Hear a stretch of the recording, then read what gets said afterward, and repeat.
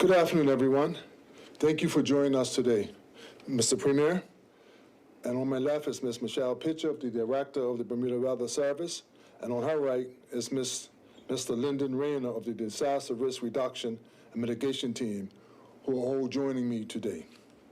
We have some important updates to share with you regarding Hurricane Ernesto, which is fast approaching Bermuda. I would like to hand it over to Ms. Pitcher to provide the latest weather update.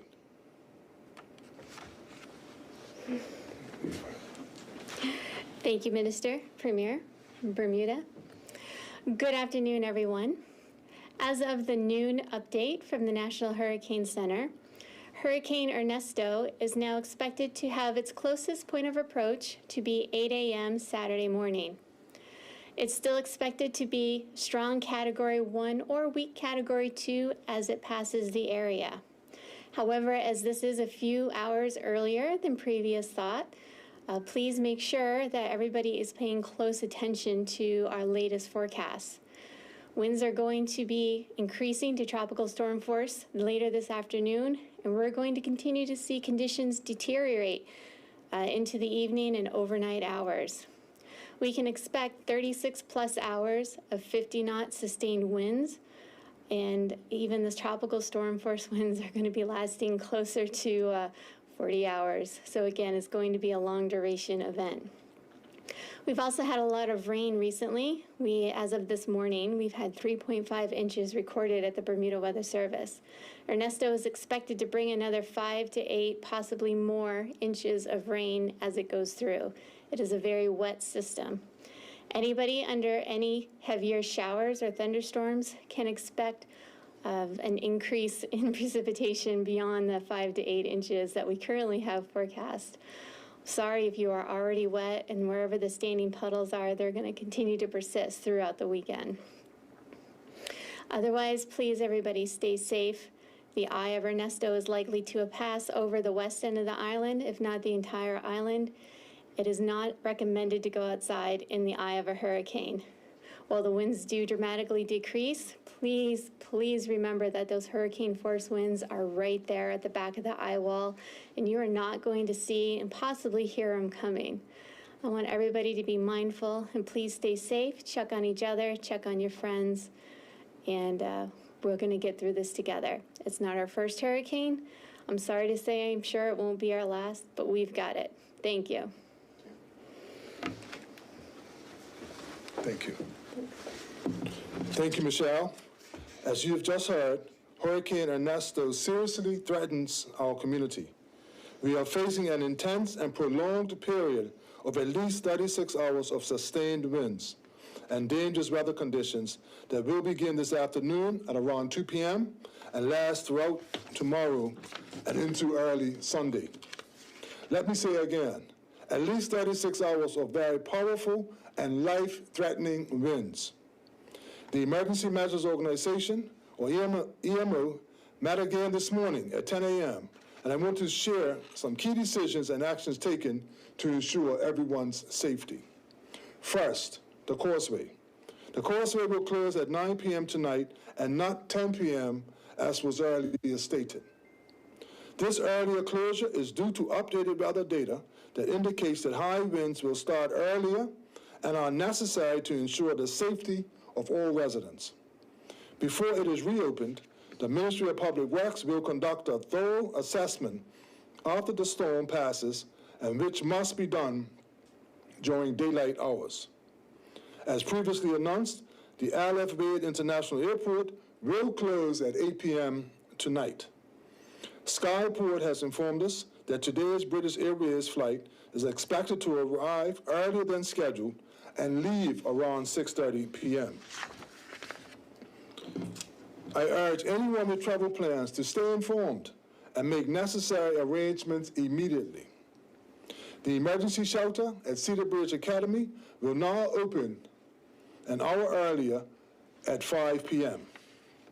This facility is available to all residents, particularly those who are vulnerable or without a safe place to stay. I cannot stress enough that if you require electricity to power oxygen delivery machines in a non-emergency setting, you should go to the emergency shelter early and do not wait until the last minute. KEMH should only be used in the event of an emergency.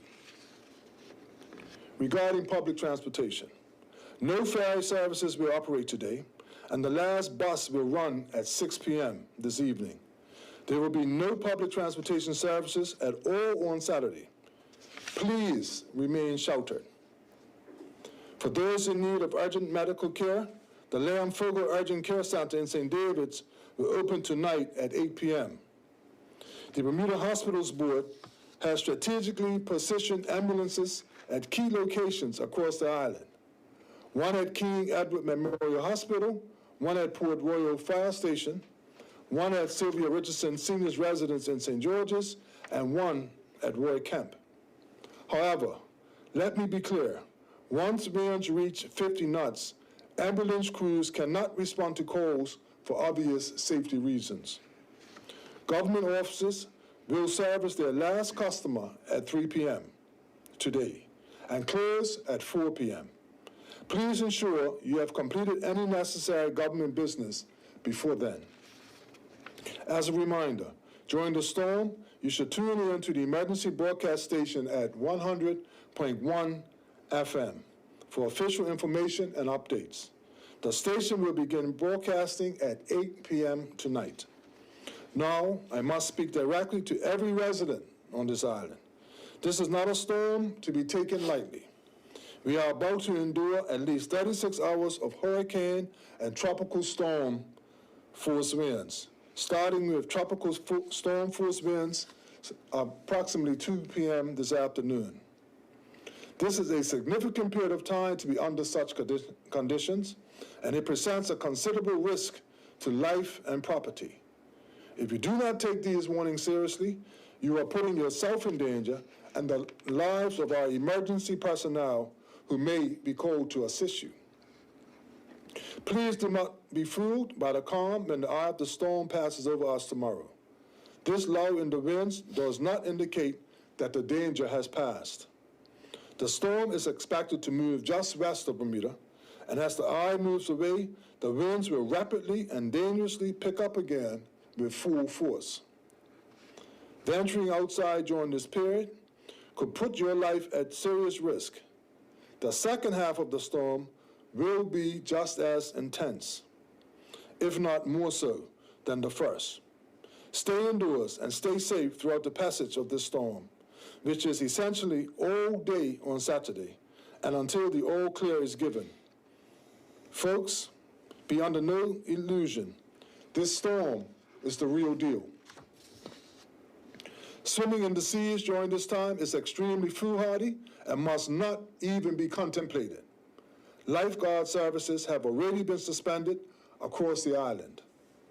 To conclude, I remind you of the key points. The causeway will close at 9 p.m. tonight.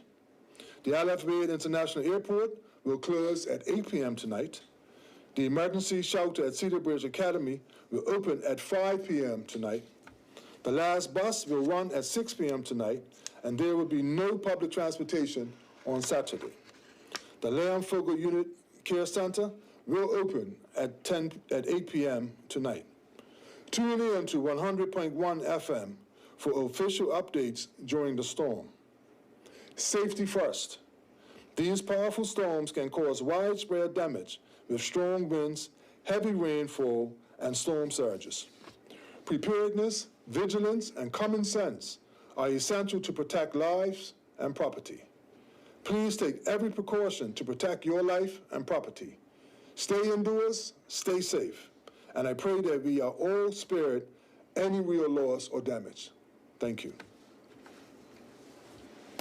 All right, thank you, Minister. Members of the media, this is the opportunity to share some questions.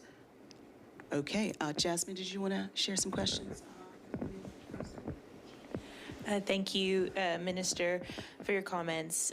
You mentioned that ambulances are not likely to be dispatched if winds over 50 knots. Can you tell us what happens in that event? Will fire trucks or other services be sent out? What happens in those situations? Well, in the case of an emergency as normal, the fire trucks are normally first responders. So because fire trucks are heavier, they have a better chance of going out if the winds surpass 50 knots. So people will be able to have access to emergency care if needed. Let's hope that we all stay in and stay safe, because even those that are driving the ambulances, we have to look out for their safety also, but emergencies will be responded to as normal. So the storm, I guess, is there any particular reason why the hurricane has sped up?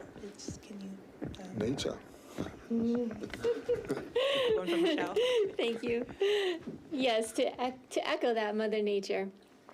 Every tropical cyclone is its own unique system, and they all have their own factors that influence them. This one is just starting to speed up a little bit more. It has a little bit more dry air wrapped around into it, which is limiting its intensification. And there's also going to be some more wind shear, not to be too technical, but coming over this weekend. It's also combining with the front that's been over us, and there's other factors that are just happen to be picking this one up a little bit faster now. So it's due to approaches from the west, but are there specific areas that people should take extra care to hunker down and reinforce? The exposed and elevated areas of the island are the ones that are going to have the highest winds.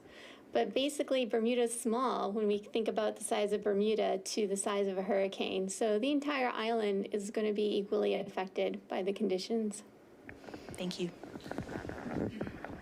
Right, and we do have Premier David Burt with us. Premier, do you want to just share some closing sentiments to the community at this time? The only thing that I will say is I want to thank the minister, thank the Bermuda Weather Service, thank the Disaster Risk and Reduction and Mitigation Team and the Emergency Measures Organization, all of the emergency workers who are preparing for this particular storm. I want to echo the sentiments of the minister and everyone who is here. Please take this seriously. This isn't about whether or not it's a Cat 1 or a Cat 2 or anything else like that. This is a long duration wind event. Storms are unpredictable. There can be a few shifts, but the fact is we are expecting a sustained period of very strong winds, and it is important that you hurry up, make sure your preparations are done, check in on your neighbors, check in on the vulnerable, make sure you're listening to official broadcasts, and please stay safe. This is going to be a significantly long duration event, and we all must make sure that we rush our preparations to completion so that we can have a safe time. I have no doubt that once daylight comes on Sunday, the emergency services will be out. They'll be ready to go ahead and to assess the damage and put Bermuda back on its path of being ready to operate and open again. But it is vital that we make the preparations as we're expecting an extended period of wind, as has been stated by the players up here. And so I want to say, as the minister said, stay safe, Bermuda, and I extend the prayers and hope that we'll be spared from significant damage. Thank you. Thank you very much, Premier. Thank you, Minister. Thank you, Director of the Bermuda Weather Service. That concludes today's press briefing. Bermuda, please stay safe.